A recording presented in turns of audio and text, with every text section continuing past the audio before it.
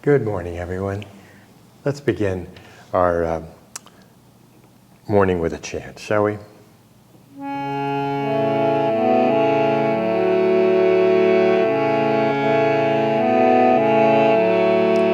Will that day come to me, Ma?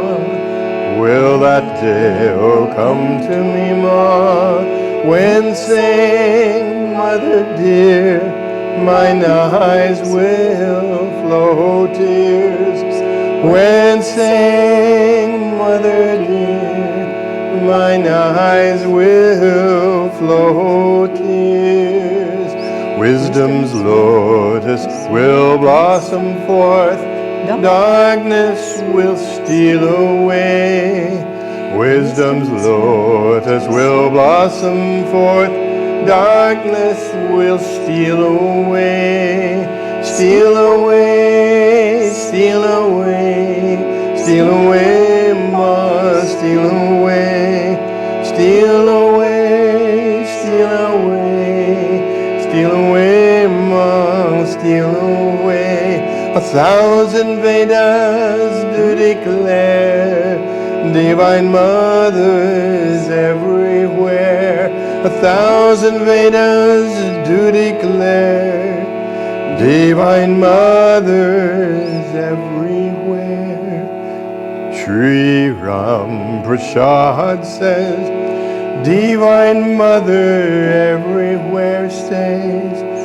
Sri Yogananda says my mother everywhere stays.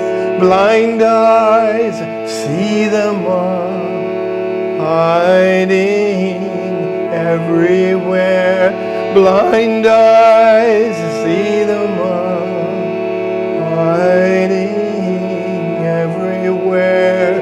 Blind eyes see them all, hiding everywhere. Blind eyes see them all, hiding everywhere. Will that day, come to me, Ma? Will that day, come to me, Ma? Will that day, come to me, Ma? Will that day, come to me, Ma?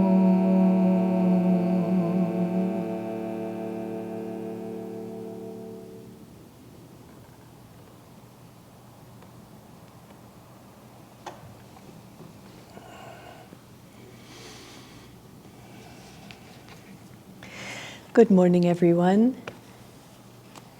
I am Nayaswamis Lahari, and this is Nayaswamis Biraj. It's a great joy for us to share with you today about the topic of intuition, knowing God's will, and doing God's will. We're going to begin with the inspiration from Whispers from Eternity. This is a book of answered poems that Yogananda wrote. He said, when I am gone, meaning out of his body, read my whispers from eternity. I will speak to you through that book. And as Swami Kriyananda said, this book has solutions for everything that mankind can come up against and ways to go deeper in our relationship with God. And it was written from his intuition, and Biraj used this first whispers as part of his book that he wrote on inspirations that he heard through his intuition. He'll talk more about that in a minute. But let's just enjoy this poem together this morning. The first one, Whispers from Eternity. I was deaf, but eternity whispered to me unceasingly. My wisdom's hearing power slowly woke, and I heard the whispers of eternity becoming ever clearer in response to my sacred demands. I asked eternity, what do thy whispers mean? The whispers grew stronger. until at last, quite suddenly, eternity answered. Hear the voice of uninterrupted guidance. I am God's spokesman, eternity. I have whispered to thee through thy slumber of ages, awake. Now thou art awake, and my whispers will never cease from saying, wake all thy brothers.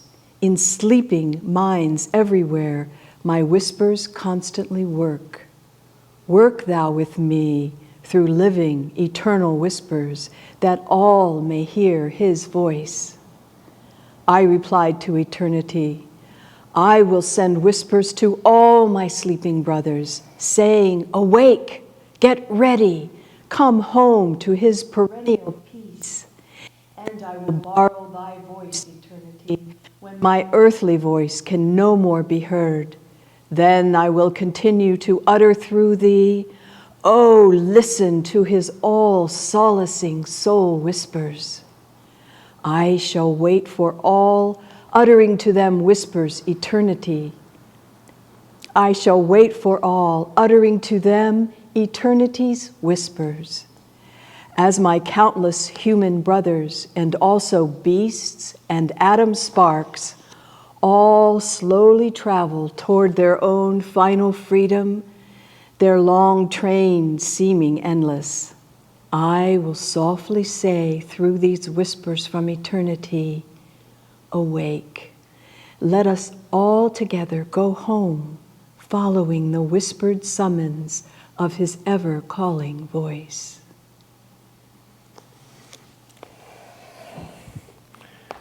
Well, today we're going to be exploring the intuition of God's will. We're going to be using two main sources to bring across not only the philosophy and the theory behind how we work with intuition, but we want to actually get practical today.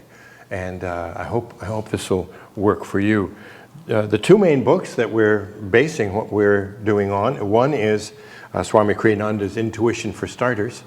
I don't know if you can see it that far away, but most of you probably know the book. It's certainly available through all the church boutiques and the Crystal Clarity publishers.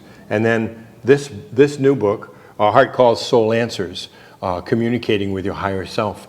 This is the book that I just finished after 4.5 years of hobby, and we'd like to share with you some of the thoughts from both of these books and see if they can't work to open up and free our use of intuition in our own lives. I'm going to start by reading a few selections from the Heart Calls, Soul Answers book, and then I'm going to let my wife talk about the how that all fits in to the theory that Swamiji talks about in Intuition for Starters.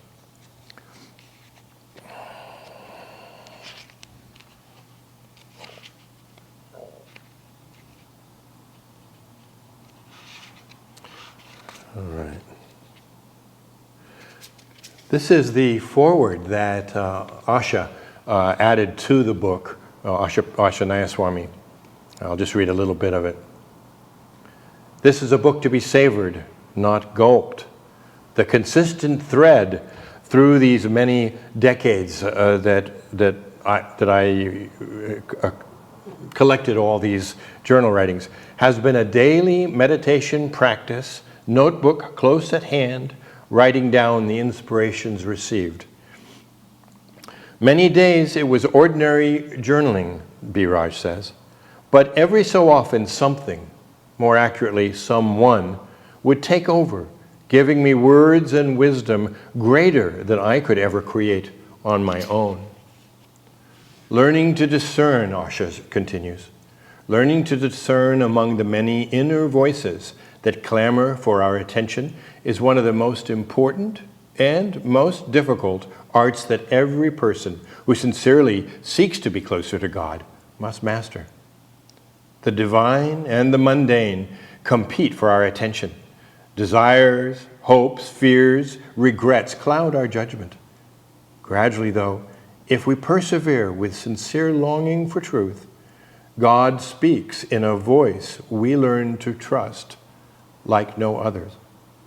This is a collection of that voice speaking, first to me, to Biraj, then through him to all of us. This is how Asha starts the book in her foreword. I'd also like to go ahead and just read you a few of the, there's kind of two halves of what this book tries to do. The first half, it's like a primer for how the great ones down through the ages have made use of intuition, how they did it, what they emphasized, what they tried to always keep foremost. And then the second half of the book is me trying to put those ideas into practice through actually listening and recording what I heard.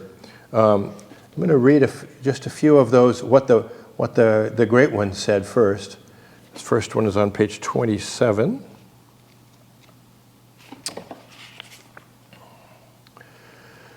This is from the book Awakened to Superconsciousness by Swami Kriyananda, where he says, "The more you seek to be guided by intuition, which is an aspect of superconsciousness, the greater success you will meet in every undertaking. For the rational mind can only point to probable solutions. Intuition, rooted as it is in superconsciousness, will supply you with clear answers." So, and then in Intuition for Starters, Swamiji goes on to say more on this.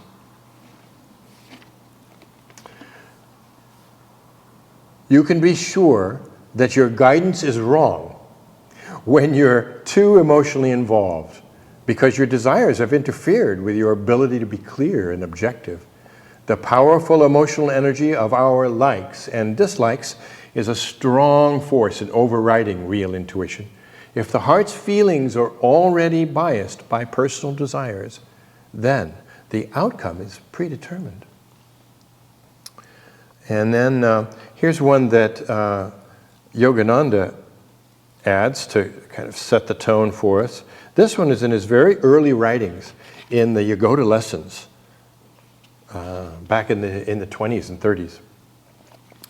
Here's what he said: "The cosmic song is hidden behind the multitudinous little noises of your own voice and the voices of material noises.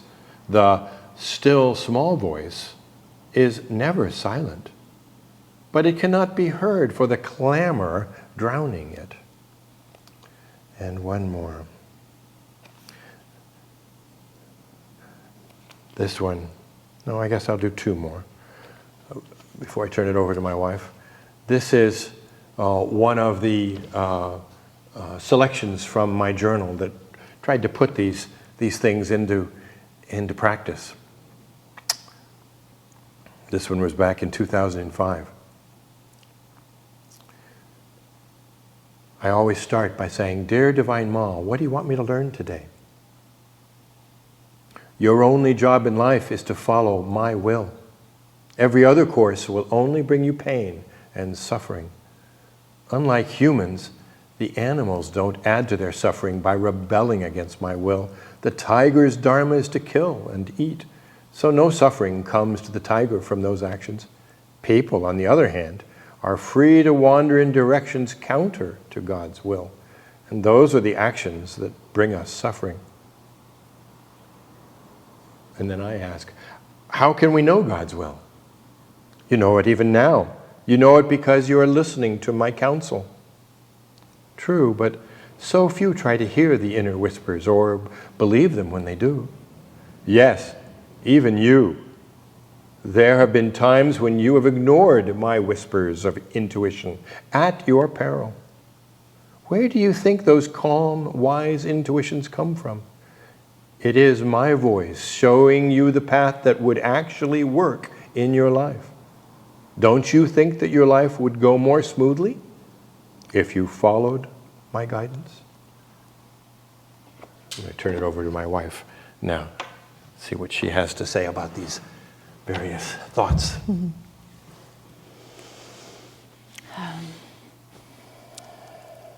Intuition is an essential part of the spiritual life of any path. As disciples of Paramhansa Yogananda, students of Swami Kriyananda, we were told that meditation is the center of our spiritual life, where we will find those states of calmness, of peace, of joy, of love, where we can get still enough through the practices of meditation to remove ourselves from the outer senses, from the nervous part of the body, and then even from the thoughts of the mind, and go ever stiller in. You know, the word intuition gives us a clue there. It starts with in. And the second part of that word is tune. So what we're trying to do is get quiet enough, go in enough to tune or attune ourselves to our higher self, to what Swamiji and Master call super consciousness. It's that state above the conscious mind. It's a dynamic, alive, full of energy, expansive state, they tell us.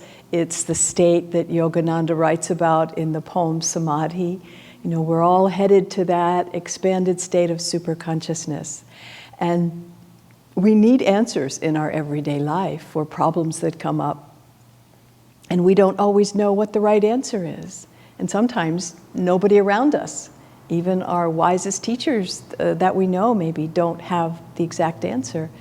And we have to go inside, even if we get good advice from others. This is an inward path with God. And intuition is a key component of that. There's a wonderful story of the power of intuition. You know, there were many miracles that attended Swamiji's life, very quietly, just sort of happened around him. You know, healings, different things that we hear more as he left the body, we hear about. There's one just very practical story. In the early days of Ananda, Swamiji said, we want this community to be dedicated, of course, to the teachings of Paramhansa Yogananda, to the life of Kriya Yoga, to World Brotherhood colonies, you know, in his discipleship to his guru. All of that was coming together in his community of Ananda, in Master's community through Swamiji. And he had to build a publications building, which was how he was going to get out the teachings. Well, he chose one of the highest places on the land, very visible as soon as you get on the land. And he said, now we want something that's soaring up, because that's what this path does. It helps us to soar upward in consciousness. And these teachings help others to soar upward in consciousness. So let's get a building that reflects that. So he used his intuition. He went inside and he meditated, and he got this image of a beautiful building. And he talked to his friends, the carpenters who'd built other things at Ananda, and said, I got this building. What do you think? Can we make it happen? And they looked at it and they thought, oh, I've never seen anything like that. But they were disciples of this path. They were wanting to engage in the superconscious process of solutions. So they said, well, we can try. We can just try. And every day they were building the building. And then they got closer and closer to the roof. Now the roof was curved this way and also curved this way. So it had this sort of wing-like soaring thing, very unusual roof. And so they kept going, and then they got to the roof, the beginning of the roof, and then the foreman every night would spend hours praying and trying to tune into intuition. What's the next step we could take? What's the next step? I don't know how to do the whole thing, but if you just show me the next step. So days went by, next step. Finally, he was at the job. He could go no further. It had become too complicated with all those curves. So he said, well, I have to keep the energy going. Okay, team, let's let's gather up the tools and get ready for tomorrow. And just at that time, they were starting to gather their tools. A car drives up. Country road. They had to have come all the way up the mountain, the hill, and then finally to Ananda, and then they come up to this high place. And this man says, what's happening here? And they showed him the plans. They said, we're trying to build this building, and we're sort of stuck. We don't know where to go now. And the man said, this is the funniest thing. I was just thinking I'm going for a ride today, and I didn't even really know where I was going, and I found myself sort of, exploring the hills. I thought I'd come in here, and I came up here, and here you all are. I am one of the only people in the world that know how to build this kind of a roof. And so he gave them the answers, and on they went. But there's a lot to learn from that story, because intuition, it's not always easy.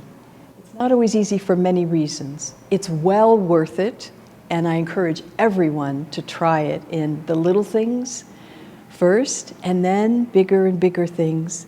There are some cautions, we'll talk about those later.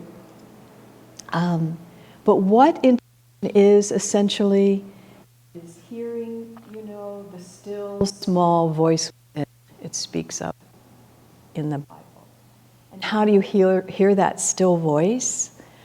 I mentioned early, meditation is the key, getting still enough. Sometimes you get still enough in nature, just listening to a waterfall. And, have you ever had those moments you're hearing the wind, you're hearing the water, the ocean, and then suddenly there's just silence. But it's not dead. It's alive silence, vibrating silence. That's what starts to come when your mind stops. It's little mental waves that you see on the screen, the mental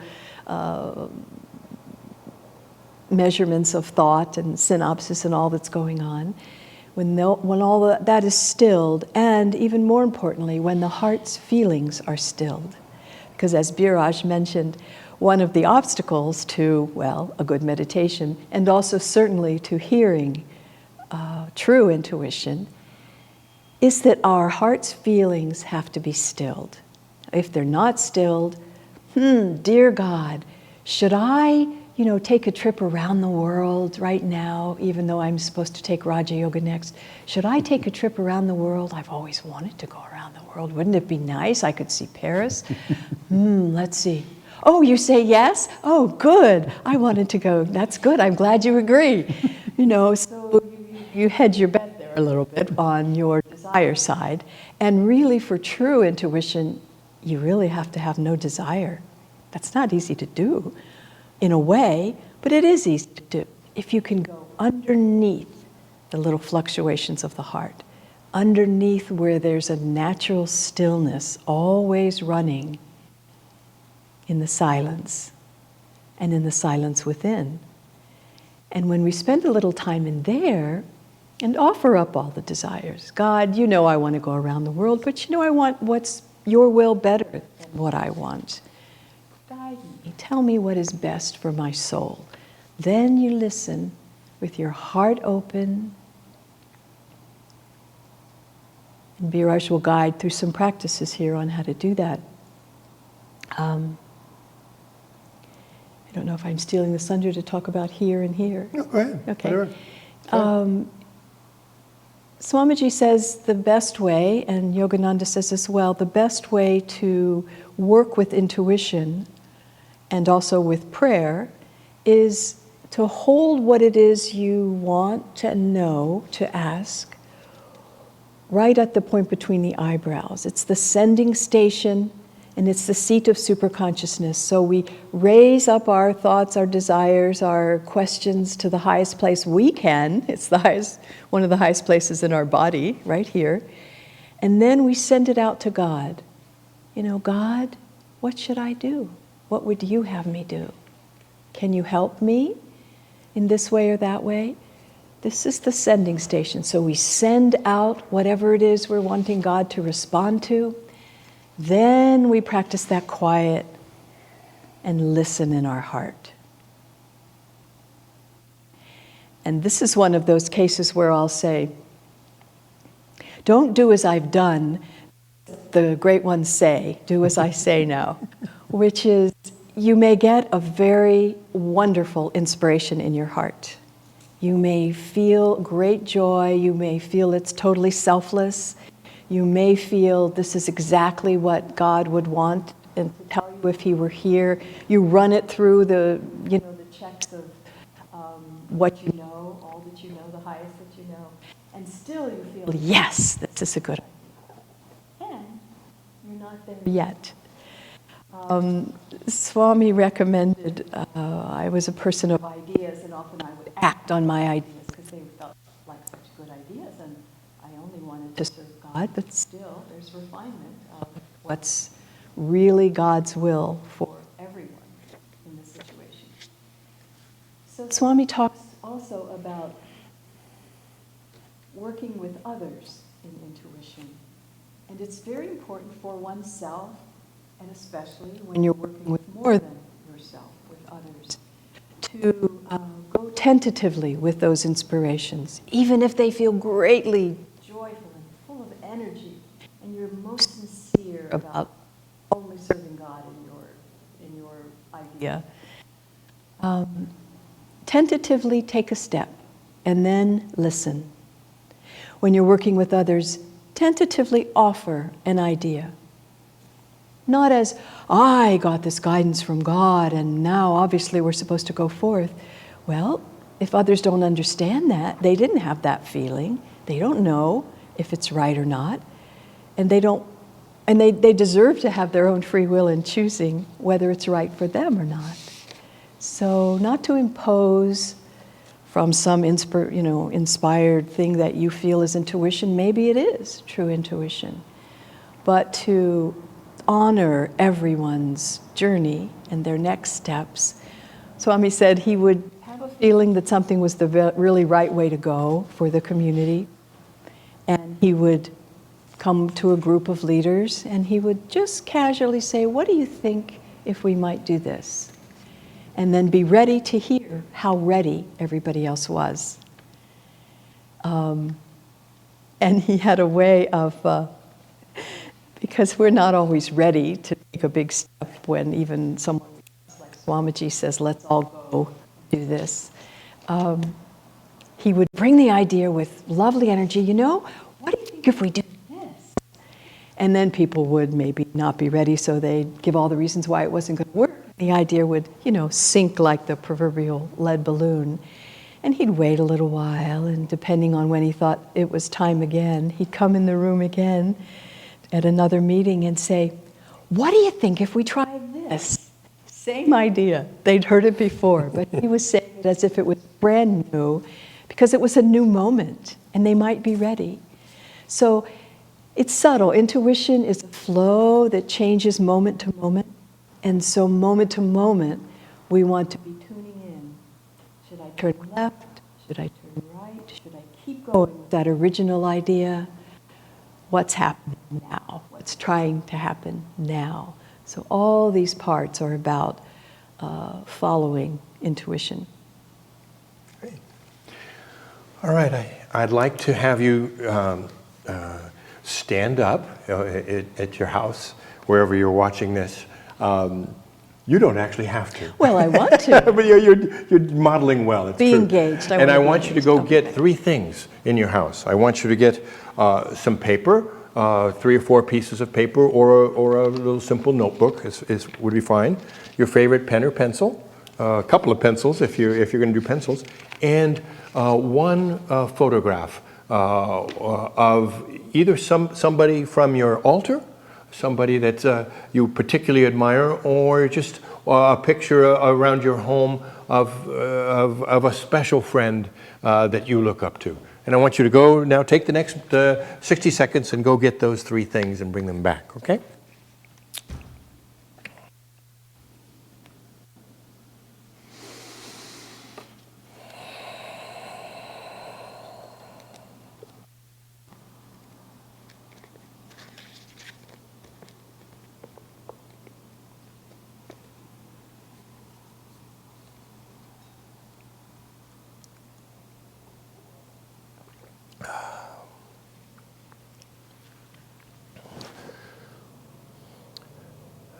those of you that might be back, it doesn't matter if somebody else is still out there for another few seconds. They can miss this part. I just want to point out this the wonderful book that I think has been forgotten, and many people, it didn't get on their reading list, unfortunately, of Swamiji's. He wrote it years ago, but it was at a time that a lot of things were happening, and I think it got kind of set aside. At one point, it was just called Superconsciousness, but now the title calls it Awakened Superconsciousness. And there's beautiful guided meditations throughout this book at the end of each chapter that are wonderful. It also happens to be the best summary of our Raja Yoga class and the theories that are presented in that big, thick Raja Yoga book. But this is kind of its little crib, what do you call it? Cliff Notes. Cliff Notes version.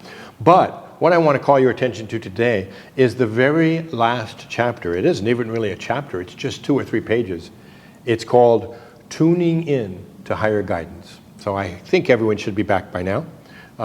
So we're going to, you don't need the book, but I'm going to use it as like a guided meditation for the next 4 or 5 minutes.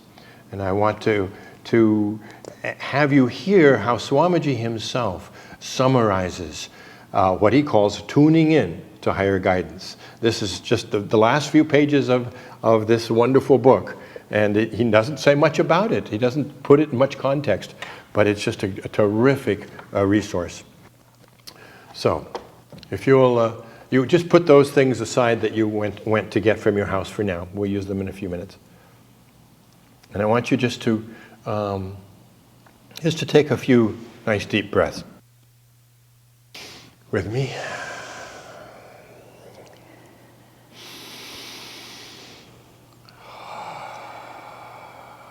Just let the body, let any tensions that have been stored up and gathered from the week, just let them go with the exhaling breath. And now, I want you to think about something, anything at all, that you have been wondering about, wanting to have happen, want to improve in your life, or in the life of the family or best friends around you. I want you to hold that in your mind for a moment, and I want you to formulate a question that you can ask to the spiritual eye, to that point between the eyebrows that Lahari was talking about. Swamiji says, ask the guidance you wish from superconsciousness there at the point between the eyebrows. So go ahead and formulate that thought, that question, that hope, and take it up there.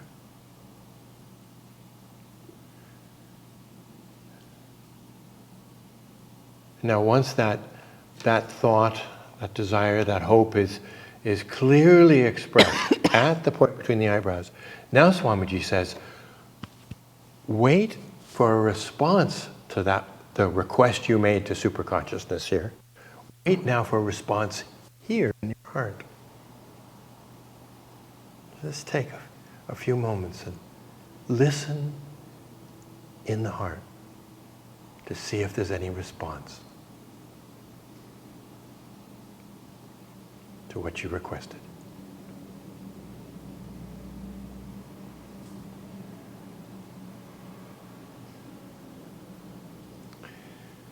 Swamiji also mentions it can be helpful to add a prayer that will get you in the right attitude to access superconscious intuition. He says, pray, thy will, Lord, not mine be done. Thy will, not mine, be done.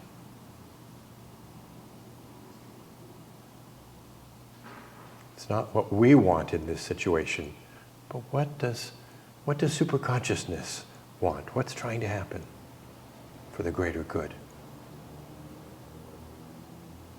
Keep listening in the heart. See if there is a response to your your request.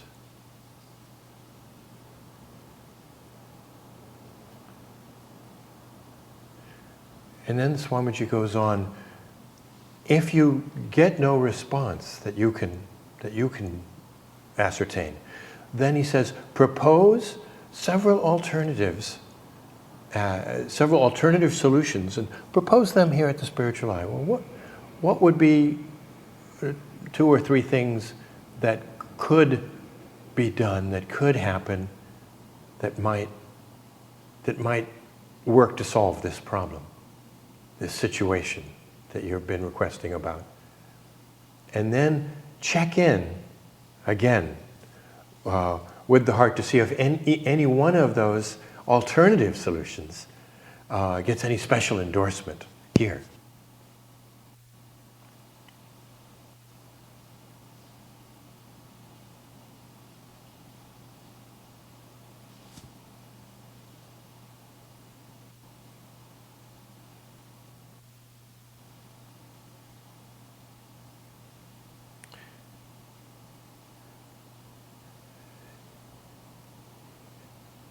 And Swamiji says, if you still can't feel that one is definitely the right thing to do or what it is that should be done, then he says, that's all right. Just go ahead and act the best you can in whatever seems reasonable. Just do the best action that you can. It's important not to just be frozen and paralyzed because you don't know. Just do what you can do, whatever you can figure out, and the action, energy that put out will have its own intelligence, he says. So don't worry. But while acting, while even if you did get a special endorsement to one of your alternate proposals, then he says, keep listening in the heart. You never know when superconsciousness will give you the next bit of guidance. Don't stop listening just because you think you got one answer. The answer might change. So keep listening in the heart, Swamiji urges us.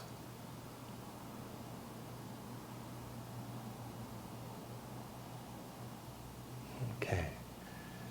Well, that's the essence of what Swamiji, how he guides us in what he calls tuning into higher guidance in just 2.5 pages.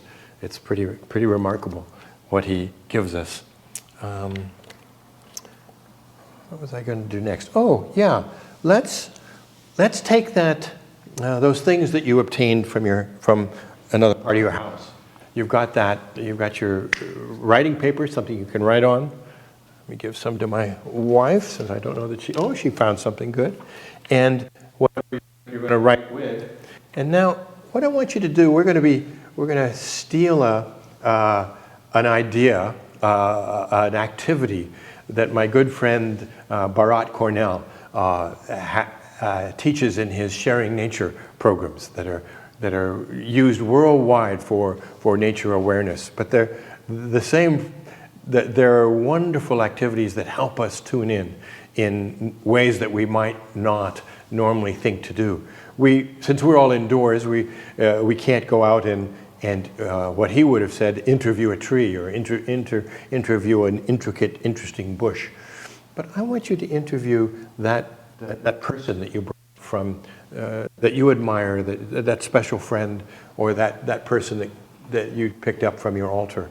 I want you just to have that person that you're whose picture you're looking at now.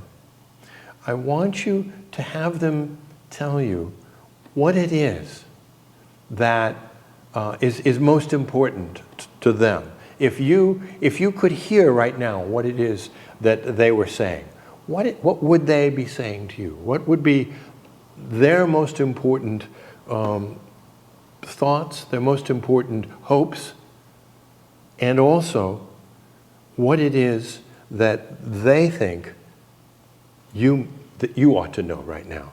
We're just going to do this for 2 or 3 minutes, not long at all, and it doesn't matter. Don't worry what comes out. Just whatever they would say to you, go ahead and write that down. What do you think they would say? And just let it flow. Anything at all that they might say to you.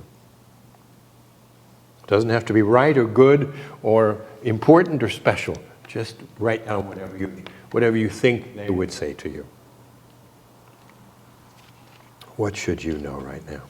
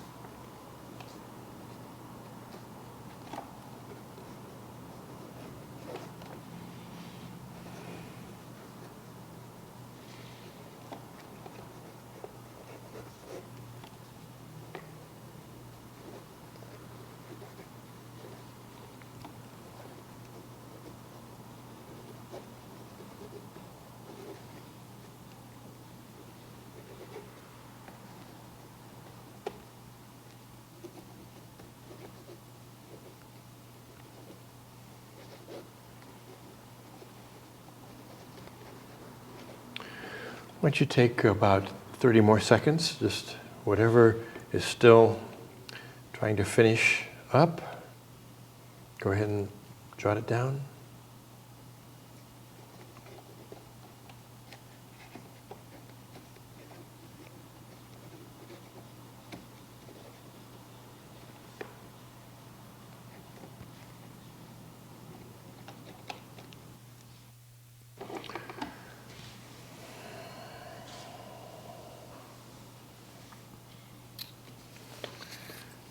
All right.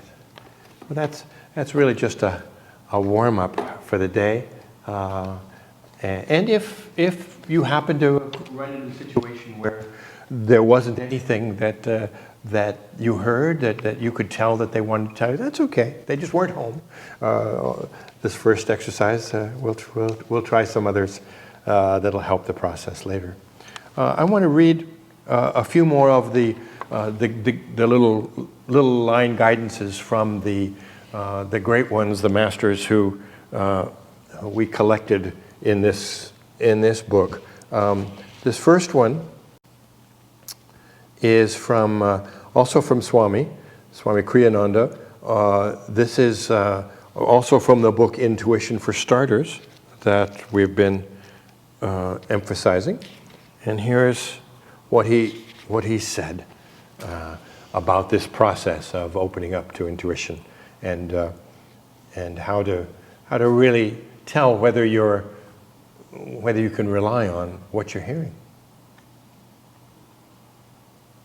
In Intuition for Starters, he says, first of all, to recognize the kind of feeling that indicates true guidance, look for three qualities: calmness, clarity, and joy. If it makes you feel emotionally excited, what you hear, then it probably only reflects the temporary happiness that comes when our desires are fulfilled. True guidance should have a joy that takes you inside rather than outside of yourself. And wanted to read a few more of the the journal pages that came through when I was trying to apply these principles that we're talking about. Here's one from, it's also from 2005. This one is a back and forth conversation like the last one. And it starts like every other one in my book. Dear Divine Ma, what do you want me to learn today? Inner guidance is everything. You cannot know God's will without following intuition. So then, are the concepts that Swamiji teaches us about intuition, inner guidance, doing God's will, and following our Dharma, are they all the same thing? Yes. Well, then why do even our best teachers seem to back away from teaching others to rely on this guidance? Because people can only learn by having their own experiences. Well, how can one tell without a doubt that the guidance they're following is God's and not their own subconscious egoic thoughts? Well, you've learned by your own experience to feel the difference. Based upon your own experience, you're able to discern the level from which your inspirations are coming.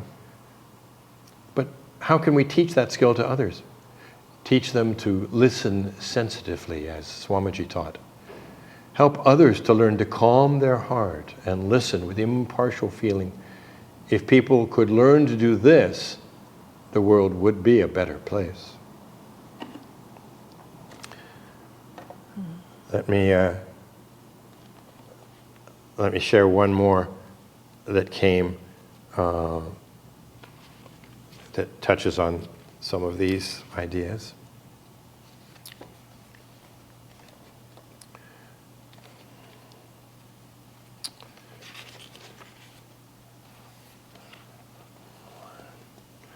Dear Divine Ma, what do you want me to learn today? This one was from 2013 in my journals.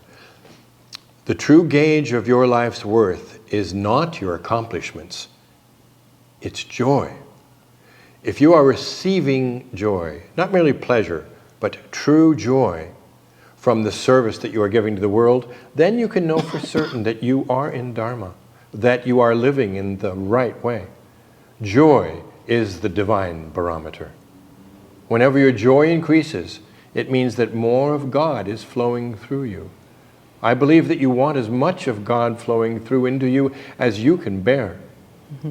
When you are living in God, all the other little pleasures fade away. How seldom do we find ourselves living in God, thinking of Him, talking to Him, seeing the inner beauty that is Him, and most of all, listening to Him and His guidance for us. He has all the answers we ever need. He even has all the questions. There's nothing truly worthwhile that He is not.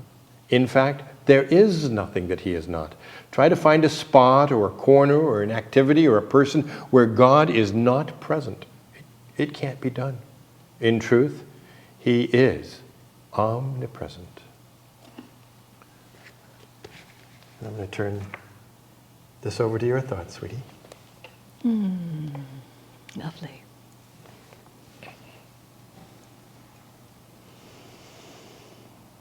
So, from intuition to omnipresence in a mere couple of pages. It's not always that easy, but it is the path. I was speaking earlier about some of the practical considerations that one would be good to keep in mind when working with inspiration or really good ideas or really fun ideas or really creative things. And Biraj gave a wonderful aspect of it, which is that if that joy which is beyond our own excitement, and that's where the discriminating factor starts to come in, doesn't it? What does this feel like when it's true inspiration, when it's a true creative idea that comes through joy, goes out with joy, and brings joy to other people, versus my own idea that goes just a little ways, maybe just in my own joy, or maybe just a little bit. You know, if we want expansive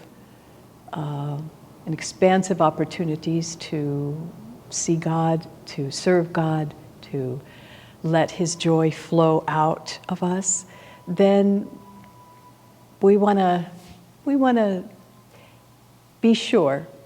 And it's interesting because I'm usually the one who flies off an inspiration, and Biraj is the one who grounds it in the practical reality. So we're switching roles here today. So if you see me grappling, you'll know why. It's what I need to learn. But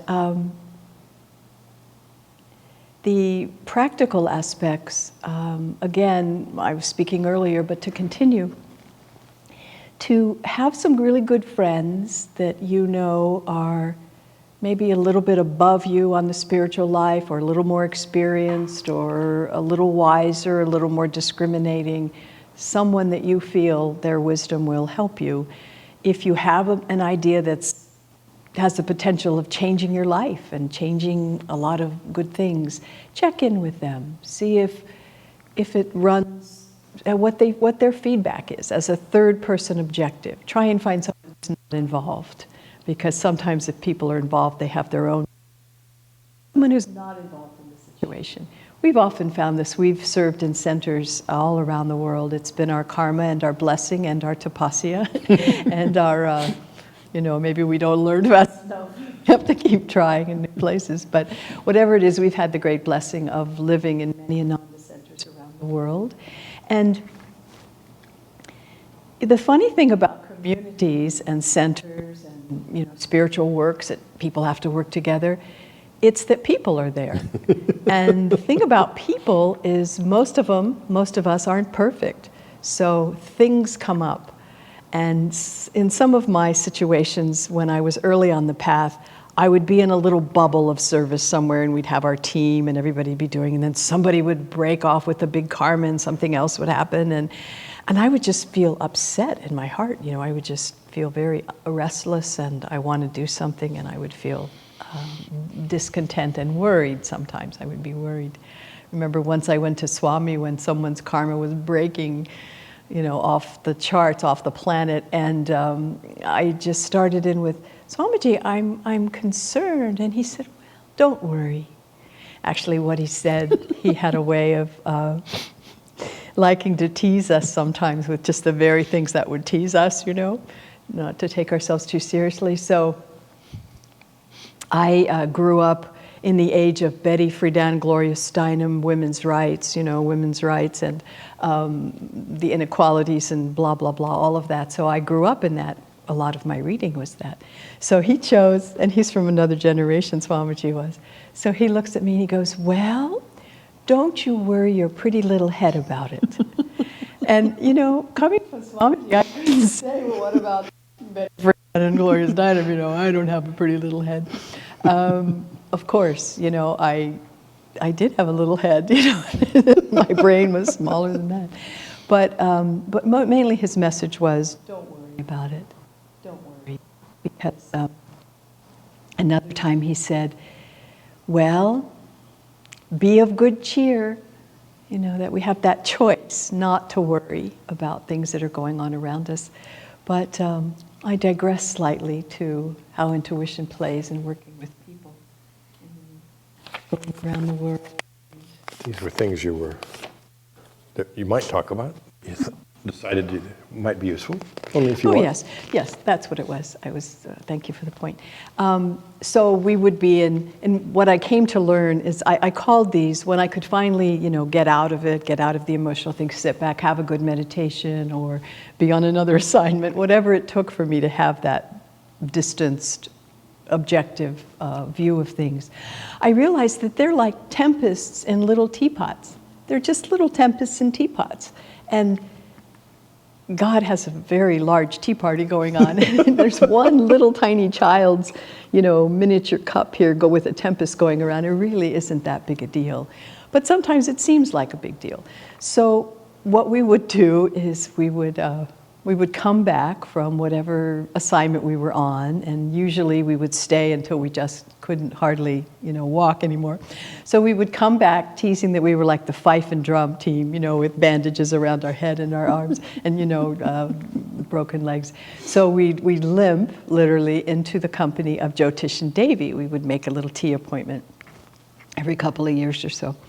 And we would sit down and, fife and drum corps, and we would say, oh my gosh, this is happening, and that's happening, and what should we do, and how could we do, and what, we would sort of, go through what we were going through. And they would sit there, very wisely and calmly.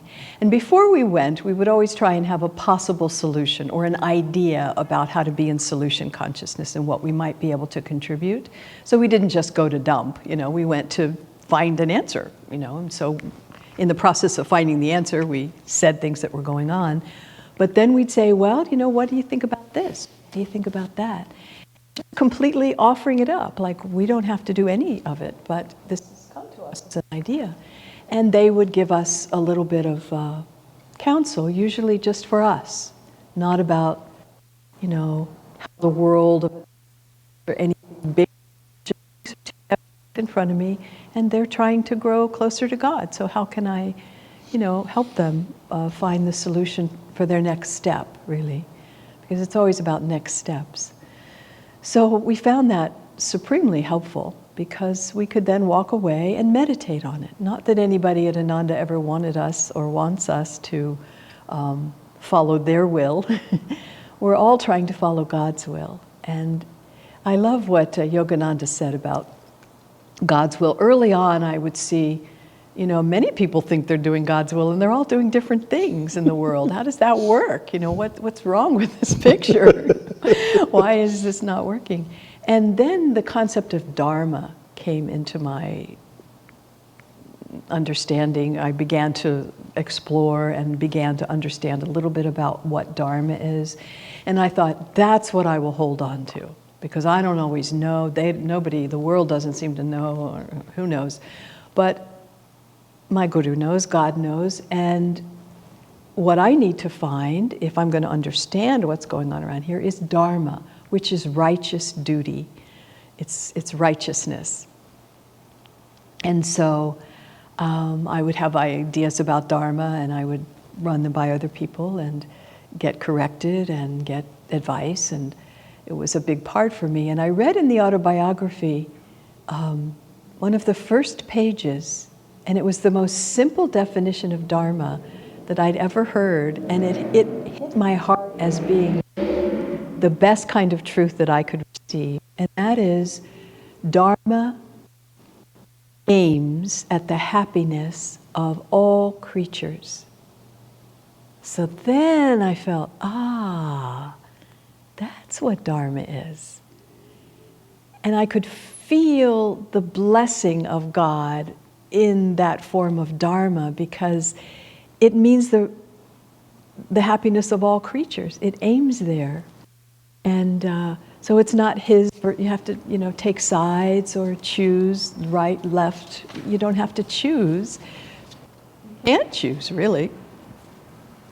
There are very few cut and dry black and white solutions that are true in the world. The Eastern way of looking at life and of spirituality is much more true, Swamiji said. It's usually both and. Both and. But Dharma helps us, what is the best possible thing that can happen for everyone concerned? Very expansive. And we can hold that feeling in our heart if we're making choices about other people or situations. What is the highest possible for all concerned? That kind of grounds it, because it's what's possible. That's the practical piece. We know what would be ideal. It says in the yugas, the Satya Yuga is when everyone is living in perfect attunement with God's will. Oh boy, will that day come to me, Ma, for Satya Yuga. And on the planet, we are rather far from that. We're almost at the bottom, and Satya's at the top. We're just coming up into the yuga called Dwapara energy. And the planet is not going to be, in Satya Yuga for a long time. So we might as well work with what we have. That's how Swamiji says in intuition, learning how to work with things as they are, not as we want them to be or think they ought to be or wish they were. Because if we're going to get a true intuition, how to act in God's will. That prayer, I will reason, I will, I will act, but guide thou being God, God guide my wisdom, action, will, according to thy design.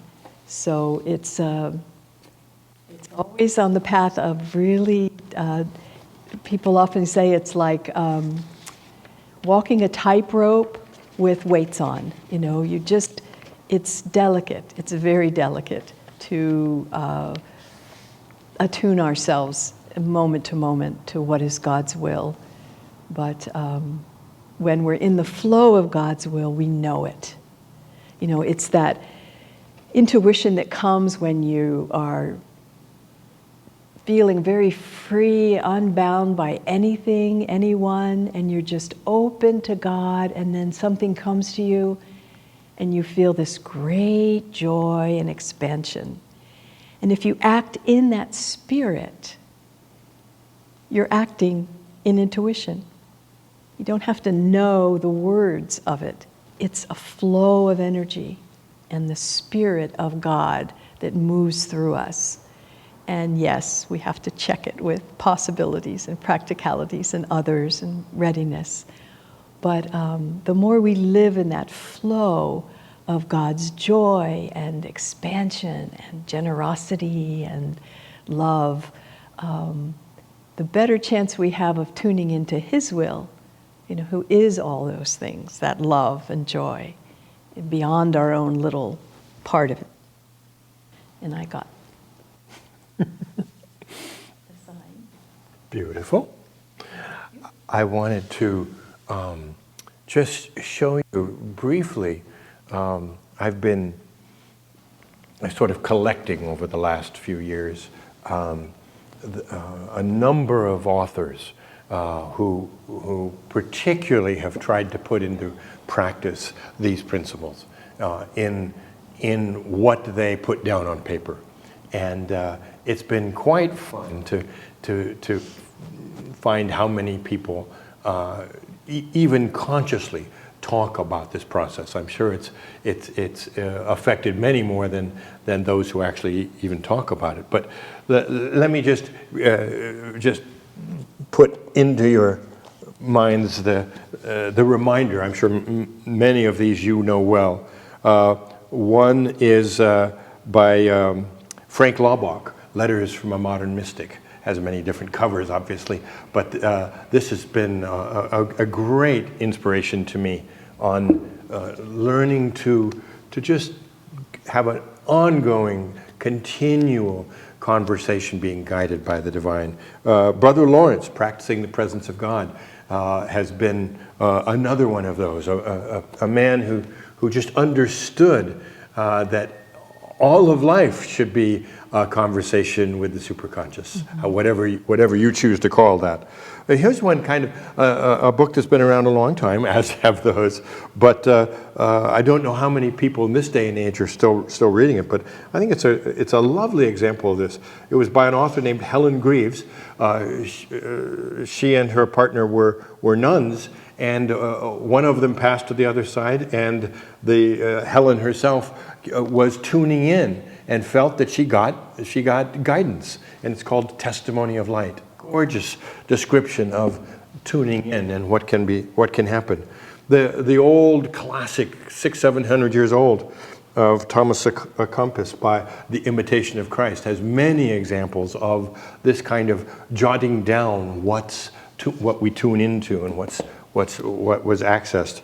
Swami over and over and over refers to this book by author Abel about talks with great composers. And there's some beautiful reminders of how much the great musicians, the great composers specifically, are using this very process that we've been highlighting today to have what comes through them be guided from the highest.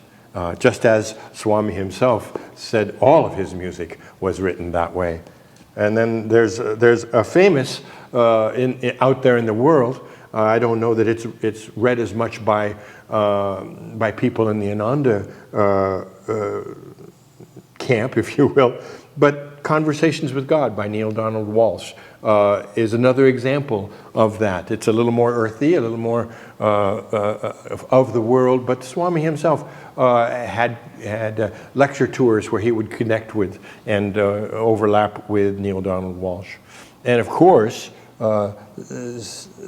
Swami and Master's own works of the essence of self-realization. Swami says, I just was tuning in and listening and writing what Master told me.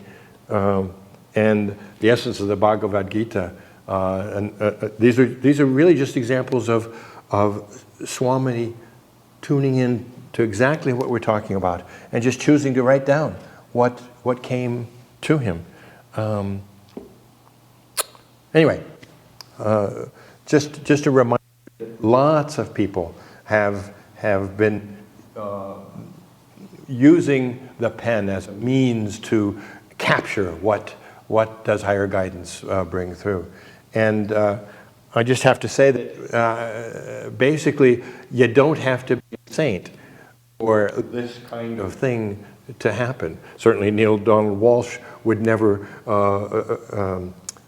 claim to be a saint. He's a very worldly man, but yet the same thing, he found access to that same process, even from his worldly standing. I'd like to read to you, if I might, from the introduction to my book, The Heart Calls, Soul Answers books, because it happened to me too, and I think this states it as well as I can put it. It was the first week that I moved on to the land at Ananda village, this happened to be 1984, that I started writing brief entries in a simple blank journal. I happened to bring it. Here it is. It's really beat up and really ugly and nothing special at all about it. It's just something a student would take to class. But that's where this book started, was in that very ugly old green notebook. I started writing brief entries in a simple blank journal. Each took no more than 5 minutes to complete. Sometimes I wrote it at the start of my spiritual practice, sometimes in the middle, occasionally at the end. Over the next 35 years, I filled 40 volumes of journals. Here's number 2 of those. I think it's actually 43 now. The entries that are in this book are just some of the pages of that journal.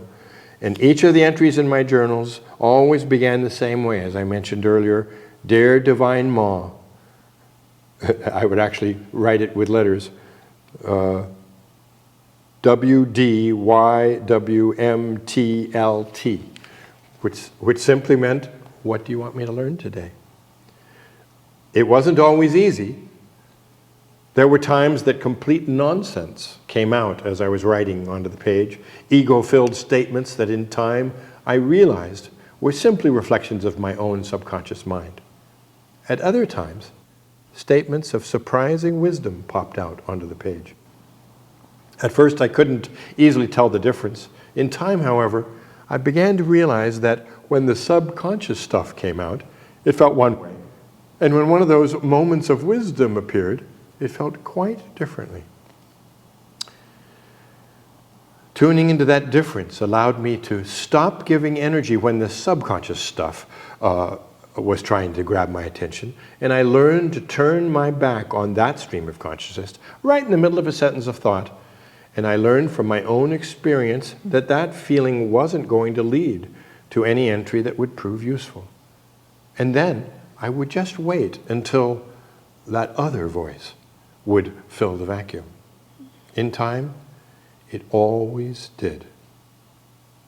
And this book was the result of trying to find ways to conduct that journey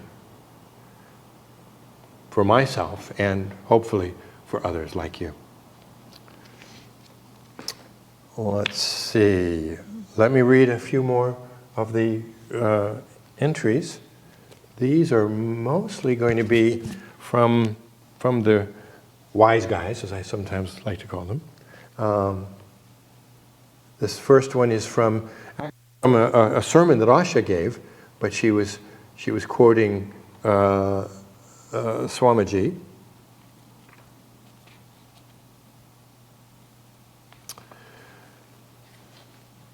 Asha was saying, this is back in 2016, Swami Kriyananda was feeling a strong inner commandment from his master to edit the book, Whispers from Eternity. Got it around here somewhere. I guess it's over there. That's the one. And Swami was literally editing the book faster than I, his former secretary, could type, Asha said. It seemed to me as if Master was telling him on the spot just exactly what to write.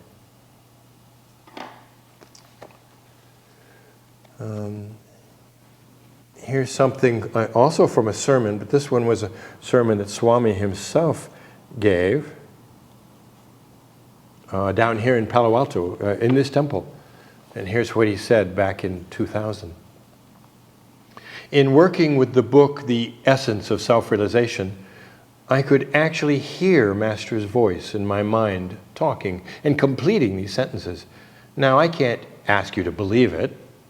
I can simply tell you that this is what I believe and know.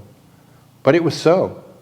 And from then on, I resolved that I wanted to spend the rest of my life letting him tell me what to do. Here's one from that book, Talks with Great Composers. This was by the composer Brahms. He refers to many of his other compatriots and fellow composers, and even poets too. Brahms writes in that book, Talks with Great Composers, I knew that I was in touch with the same power that inspired the great poets, and also Bach, Mozart, and Beethoven. Then the ideas flowed in upon me with such force and speed that I could only grasp and hold a few of them. I never was able to jot them all down. They came in instantaneous flashes and quickly faded away again unless I fixed them on paper. The themes that will endure in my compositions, Brahms said, all come to me in this way. I felt that I was, for the moment, in tune with the infinite, and there is no thrill like it.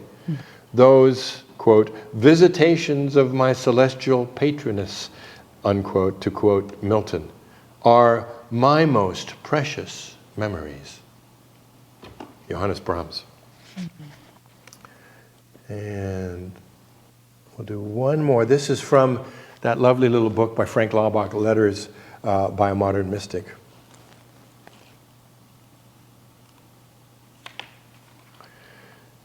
This year, he said, early on in the book, very, very much toward the beginning, this year, Frank Laubach states, I have started out to live all my waking moments in conscious listening to the inner voice, asking without ceasing, what, Father, do you desire said? What, Father, do you desire this minute? It's clear that this is exactly what Jesus was doing all day, every day. I turn it over to you. Sure. What a lovely homework assignment. These souls that have been practicing this technique, Swamiji, he just wanted to know Yogananda's thoughts. He wanted to, at some point, he wanted all of his thoughts to be Yogananda's thoughts. As a disciple of Paramhansa Yogananda, he took it very, very deeply in writing. He said, the disciple doesn't become a carbon copy of the teacher, the guru, the master, but he becomes his highest self. Each person is unique and individual in the way that they come to God, in the way that they express God coming through. But he only wanted to serve as an instrument of his guru, as a disciple of his guru, and nothing for himself.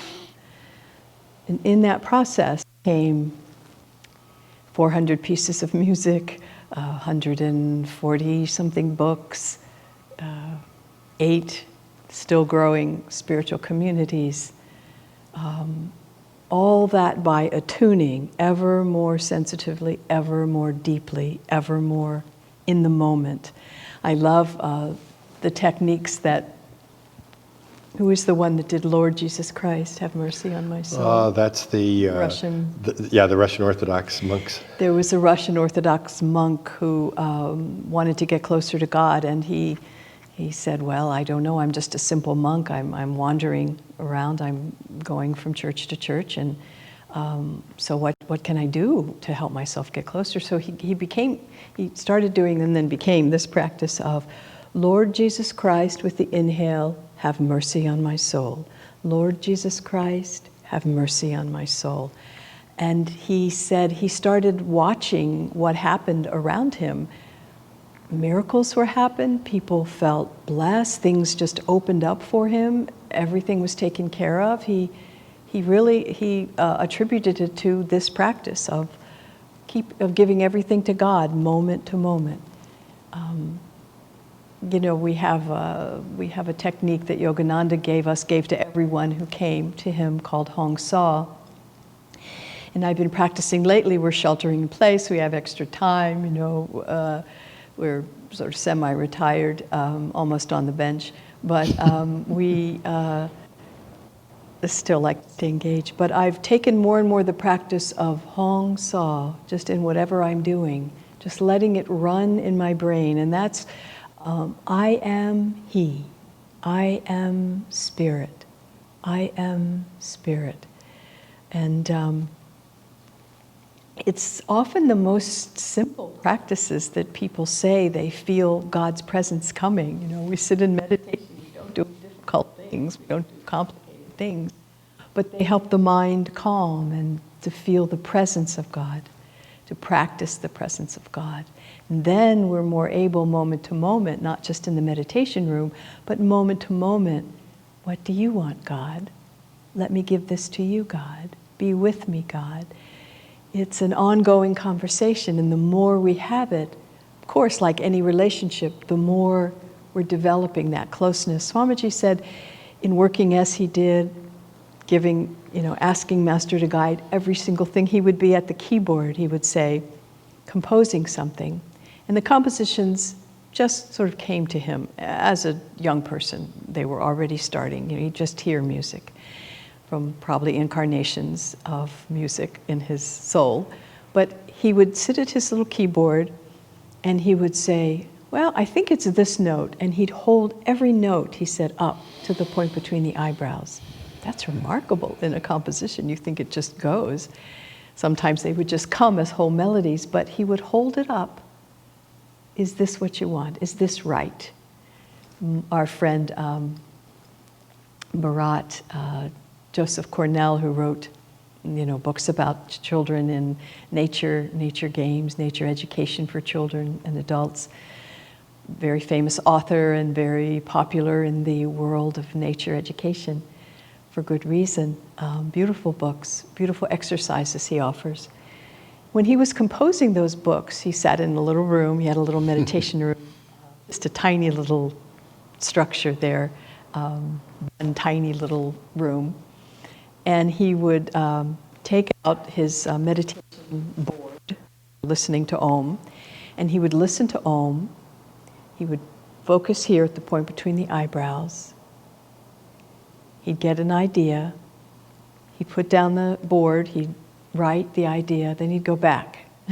This is how he wrote, just constantly tuning in his way, through the sound of Om, through the practice of Om. What is next? What inspiration can I share? Listening quietly. And Swami said after that years of practicing that way, he said toward the end of his life, he said, For some time now, I've only wanted my thoughts to be Yogananda's thoughts coming through me. I've only wanted to have that level, that consciousness, that kind of thought. He said I'd practiced that for a while. And now I want every feeling that I have to be Yogananda level feeling. And he attuned himself that way, sensitively over how many years of discipleship before he left the body? 60. 60 some. Yeah. 60 something years of discipleship.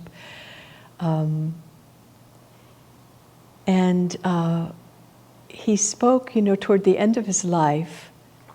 He wasn't anymore in giving the teachings so much. He'd done all that. The books were written. Other people were trained to give the teachings and the techniques and, the philosophy and all of that. But what he would do for the last many, many talks, those of us who were around will remember. Many years of talks.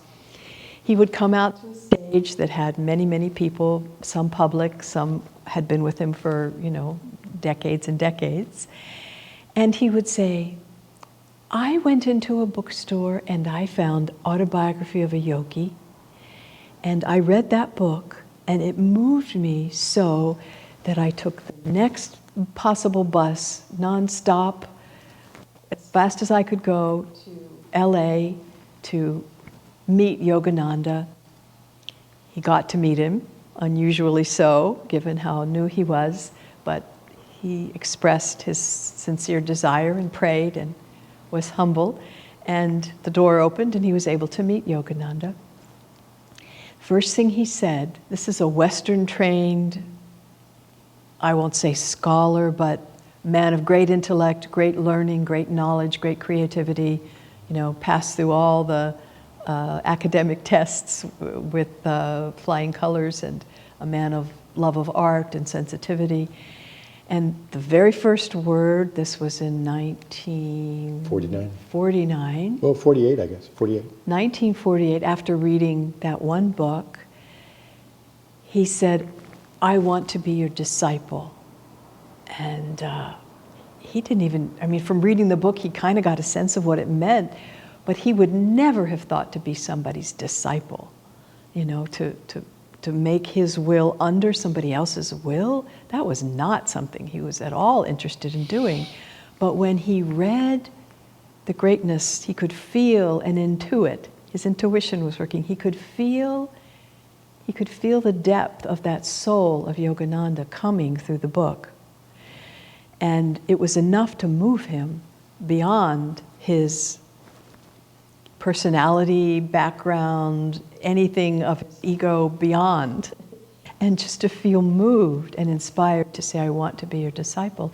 And then that discipleship became his guiding way and gave him this sense that I will attune to this. Because what are we attuning ourselves to? Always tuning ourselves into something.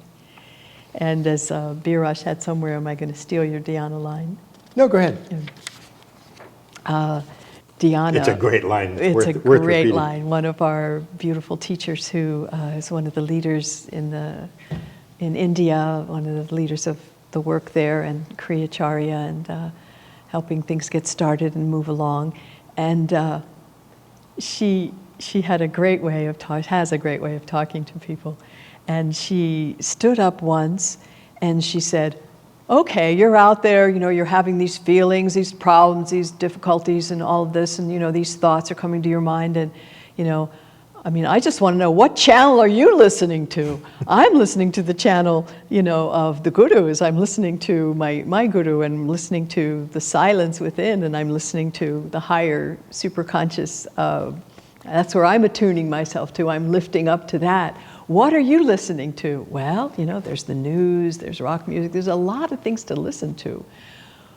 But it's when we choose to listen to the higher, subtle realms that we get quiet enough, because all these other things are more restless. And the quietness, the quietude of, the sublimity of a silence where you really are open in that dynamic connection with the highest part of our own being. And then write the note, then play the music. Such a good example. So often I feel I have to remind myself, I'm not feeling so well today, or I'm thinking, oh, the COVID, or whatever it is that's going on, oh this, oh that.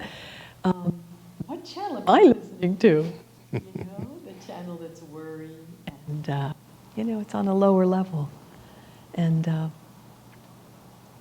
what the commitment, the perseverance, the dedication to have a relationship with our higher nature, with higher realms of consciousness, with masters who have become masters of this world and freed from all the things that create suffering, to make a commitment that we're going to keep going there as much as we can. It's step by step. It's all directional. So wherever we are, if we just look up, take that next step. Wherever we are, look up, take the next step. I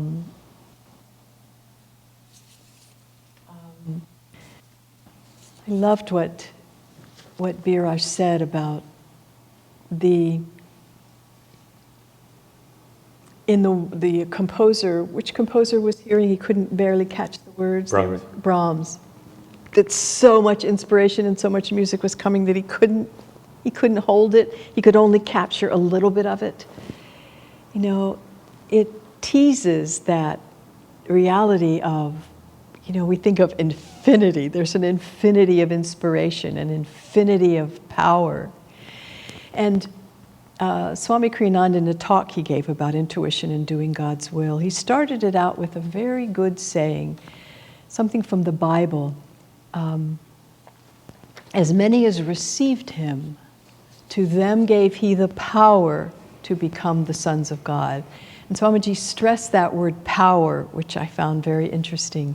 So that sense of receiving, that's the heart again, the heart chakra, the receptive station, the sending station here, the receptive station here, to receive, to be able to receive, we can get that power to follow God's will, to hear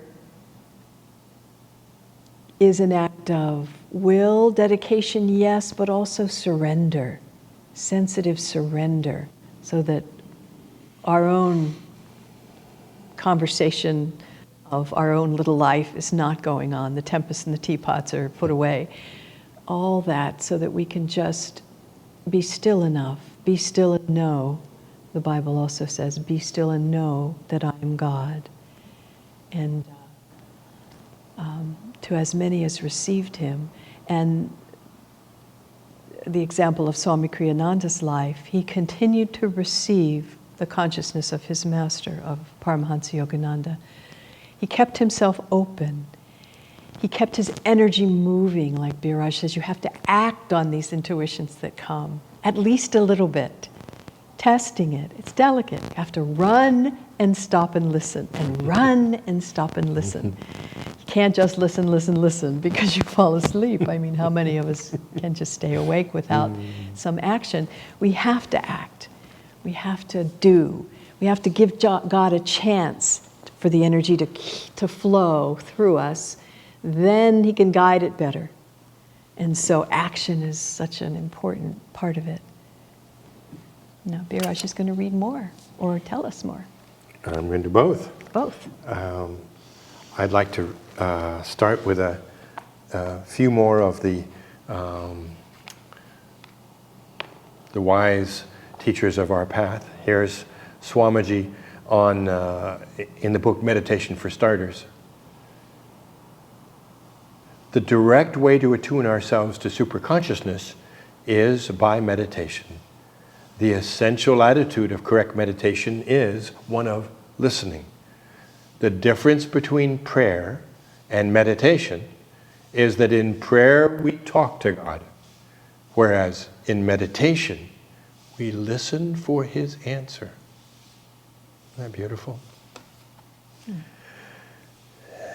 And here's one that our teacher here in Palo Alto, Shanti, used in one of her sermons. This was back in 2018, and she described it this way. She was. We had just listened to the chant or the song that Dr. Lewis had written for Master in thinking of Master.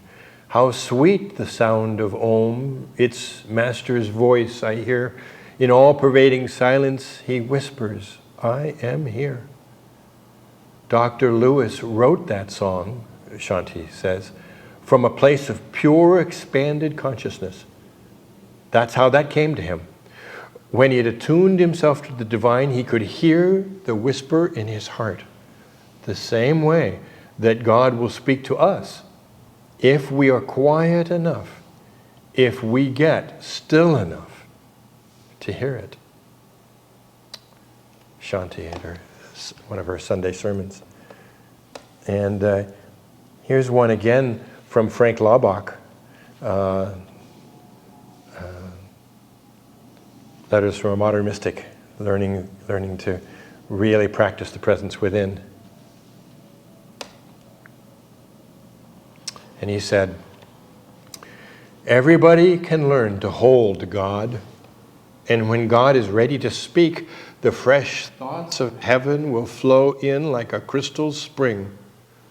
What a gain if everybody could rest in the waiting arms of the Father and listen until he whispers.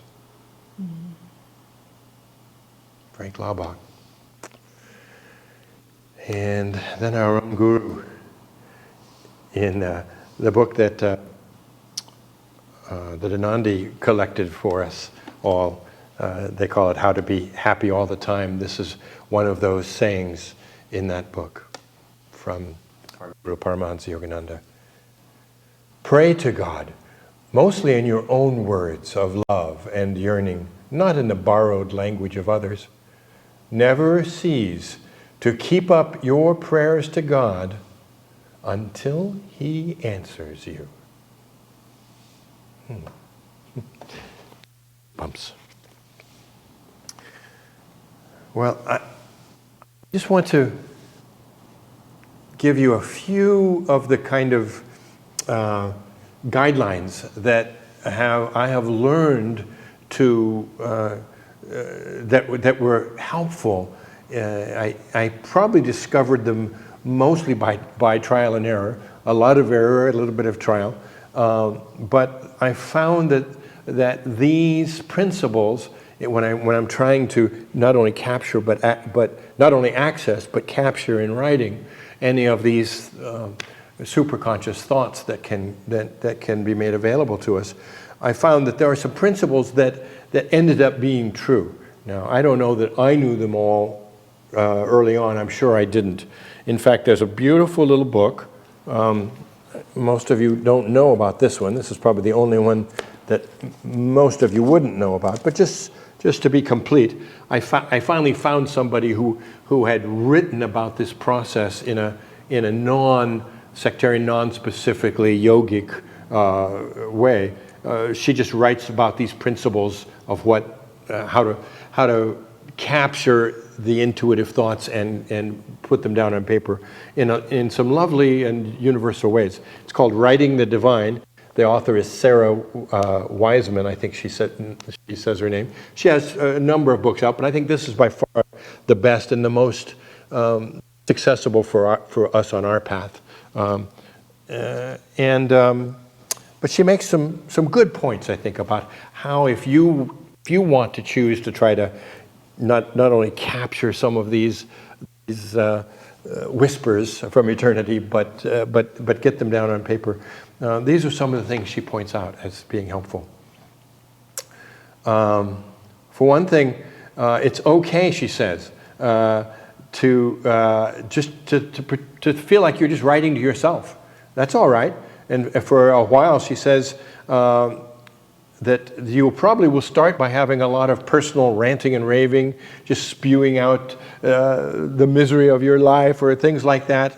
And if that happens, just take a good deep breath.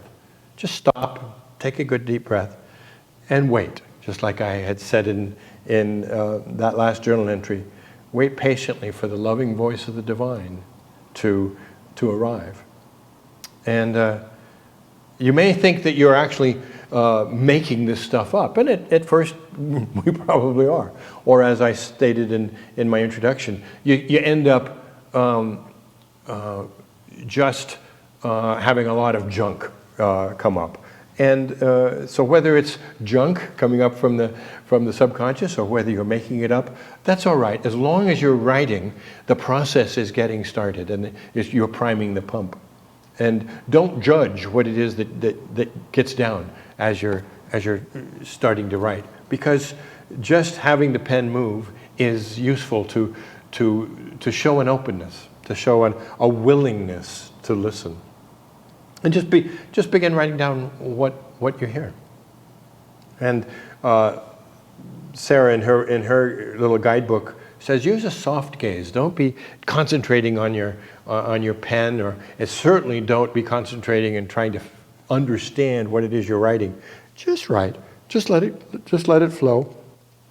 Don't be distracted by the words on the page, because every sentence isn't going to be a gem. It's just going to be what it is. It's literally going to be a flow at first. But just keep at it, and don't stop because, oh, this is crap. This is crummy stuff. Why would I bother? Just keep writing. Just keep writing. As she puts it, act as a scribe, just writing down what you hear. That's the attitude. If you really want to be able to capture the things that so many of these others have heard and gotten onto paper, just listen and just write whatever it is.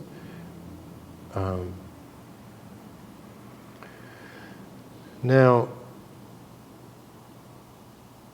I'd like to have us just give another chance to use the little shorthand that I've used in filling my 43 some odd journals by just this little phrase that for me has been a real key. And I have to preface it by saying I always write my daily. They're not daily. They come in 2, 3, 4 times a month. It just depends on when I sit down and open the journal. But I always write to Dear Divine Ma, Dear Divine Mother, and I have no idea if there is any entity actually called Divine Mother, or who calls herself Divine Mother. Master Yogananda used the term, so I figure that's a pretty good authority.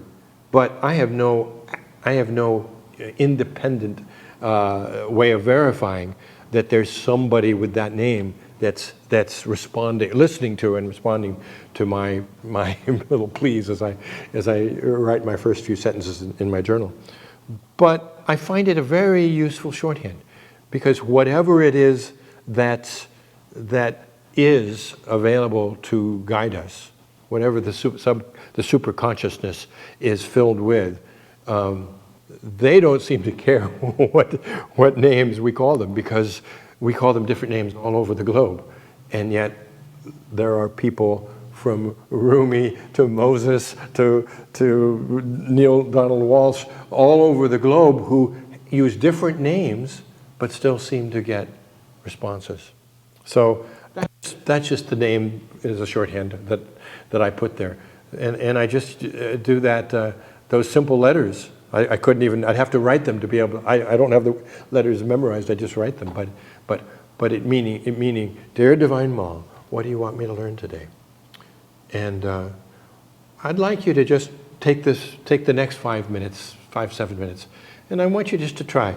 Get your piece of paper, get your pen, and let's just give it a shot and see what happens if we just start the flow. We got the process kind of warmed up with the scribbling 45 minutes ago. And put that aside and just start again. Start on a fresh piece of paper, and let's just. You can use my phrase, Dear Divine Ma, or you can use whatever inspires you as the what do they call it? The salutation for the letter. This is a little tiny letter. Dear, you fill in your own blank. And then I do the, what do you want me to learn today? For me, that's eight letters. But again, you can use any phrase that helps you get started. What do you want me to learn today? And let's just let the pen start writing and see if anybody's home to give you a little guidance today in the next 3, 4, maybe 5 minutes. We'll see how it goes. And again, don't worry about it. Don't judge it. You don't even have to read it. Just let it flow. What do you want me to learn today?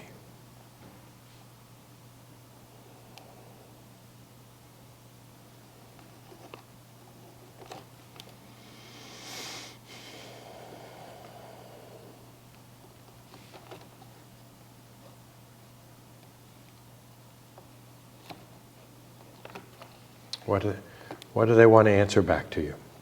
Just write down what you hear, whatever it is.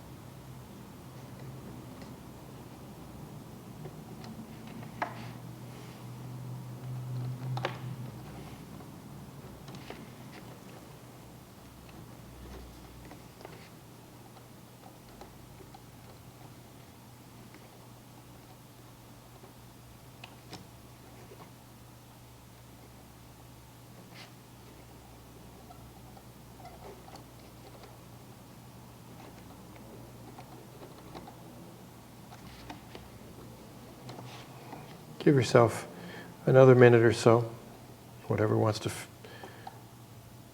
be added at the end of this communication. What do you want me to learn today?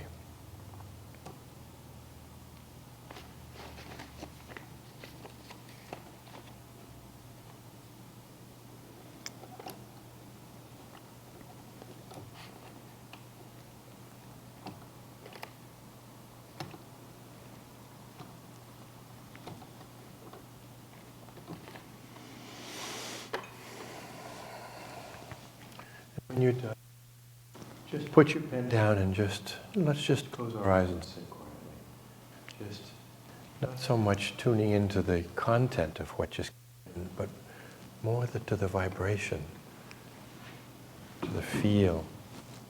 How did it feel as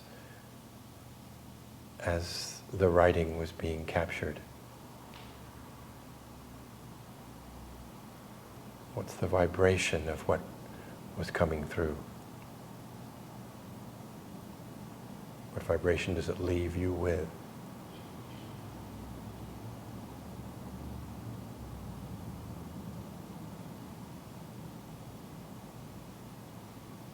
And just bask in that vibration for a little bit longer.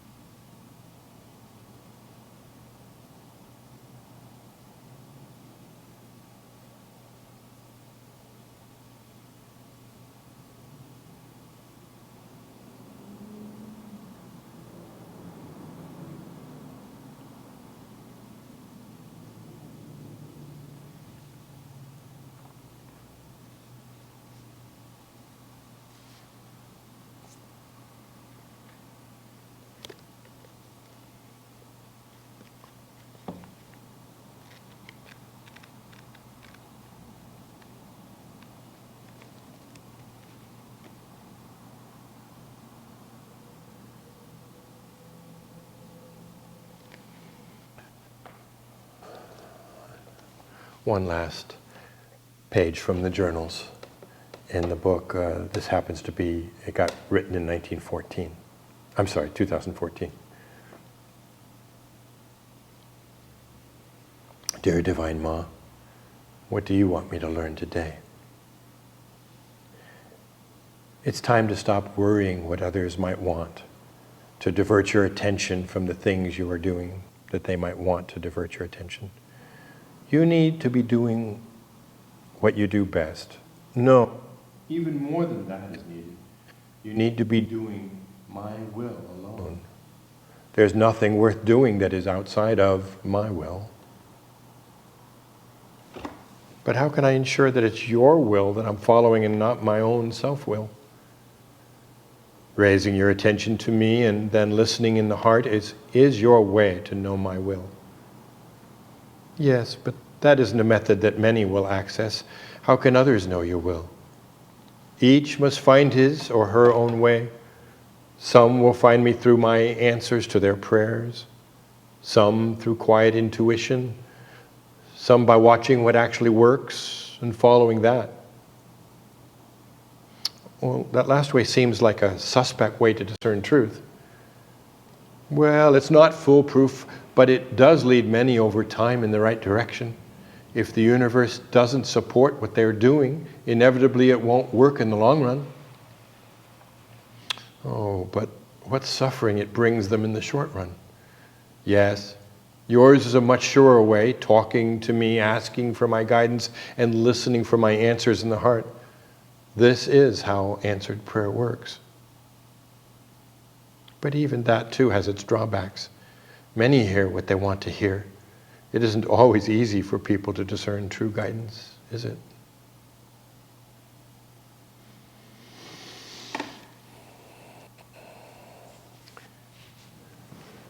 We have just a few more minutes before the final chant. Is there anything you'd like to fill in to bring it all together?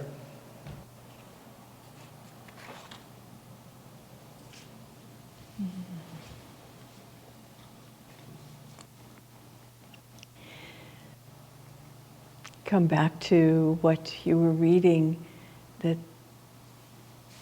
is a part of our path here. Prayer is talking to God, meditation is listening for His answer. And I'd like to just end. We may not know if our intuition is correct right away. We have to test it by checking with others. We have to test it by trying a little bit, seeing how the flow feels then. We have to keep checking in. We have to keep checking in. And prayer is a really good way of both checking in and also of attuning ourselves to the vibrations that can flow into us as the quiet whispers of guidance.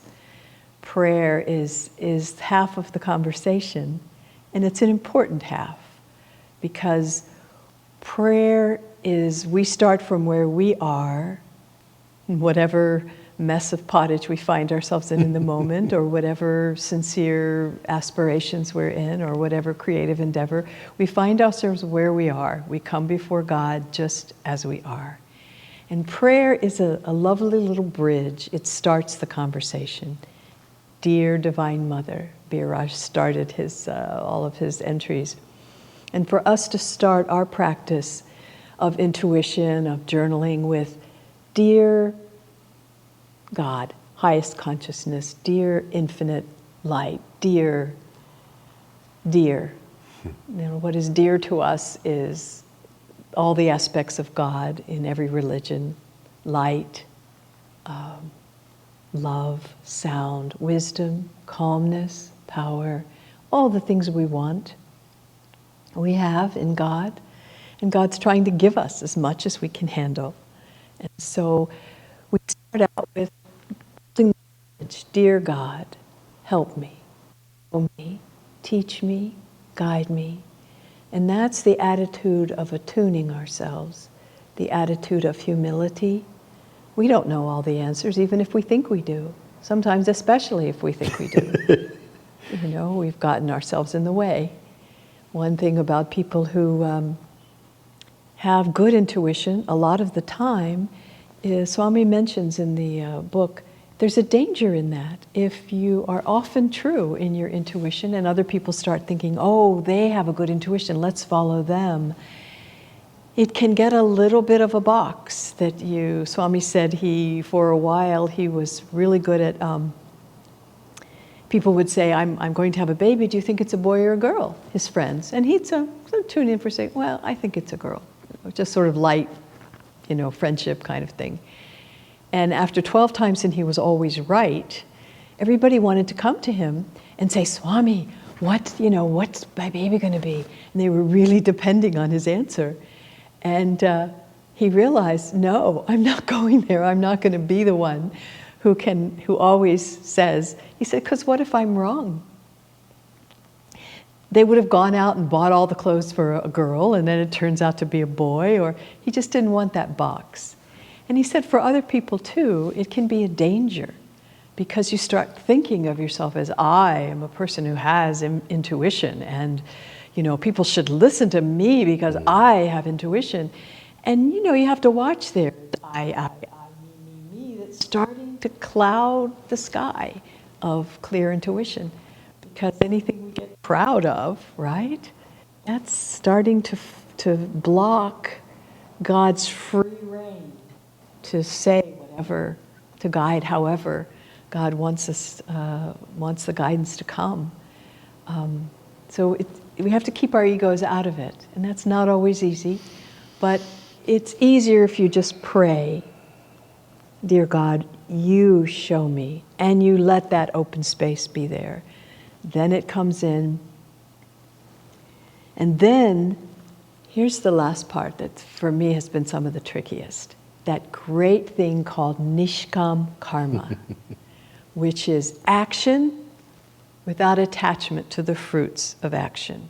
Now that's an advanced lesson, but we can practice it in little ways.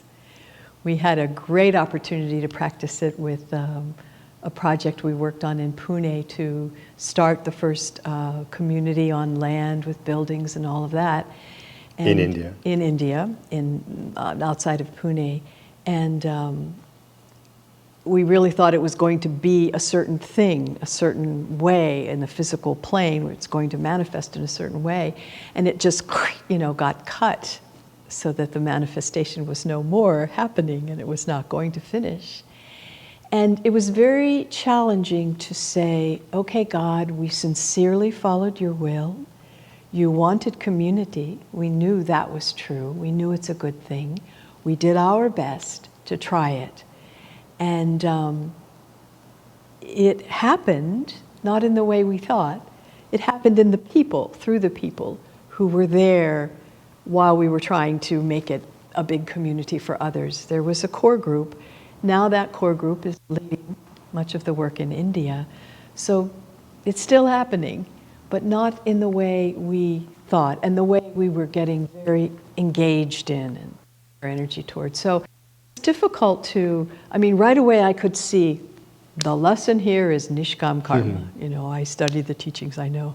But it took a while for for us to get aligned with the fact that really it was God all the time. It is God's. God did what He wanted. God does what He wants. It's not ours. It wasn't ours. And that is the freedom that we're all looking for in following God's will. Because what is God's will ultimately? Can leave with this. What is God's will for us? His will is that we are living in freedom, perfect joy, perfect love, calmness,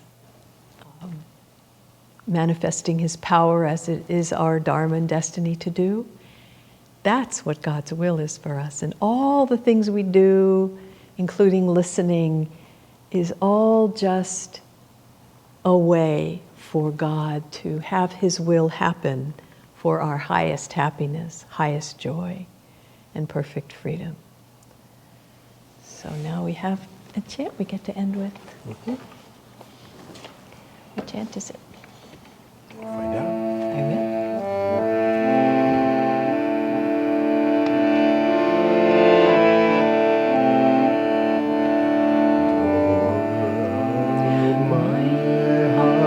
Open wide I keep for thee, door of my heart, open wide I keep for thee. Wilt thou come, just for once, come to me. Wilt thou come, just for once, come to me. Will my days fly away without seeing thee, my Lord? Will my days fly away without seeing thee, my Lord? Night and day, I look for thee. Night and day, night and day, night and day, I look for thee night and day. Door of my heart, open wide I keep for thee. Door of my heart, open wide I keep for thee. Wilt thou come, just for once, come to me. Wilt thou come, just for once, come to me. Will my days fly away without seeing thee, my Lord? Will my days fly away without seeing thee, my Lord? Night and day, I look for thee night and day. Night and day, night and day, I look for thee night and day. Night and day, night and day, I look for thee night and day. Night and day, night and day, I look for thee night and day. I look for thee night and day. I look for thee night and day.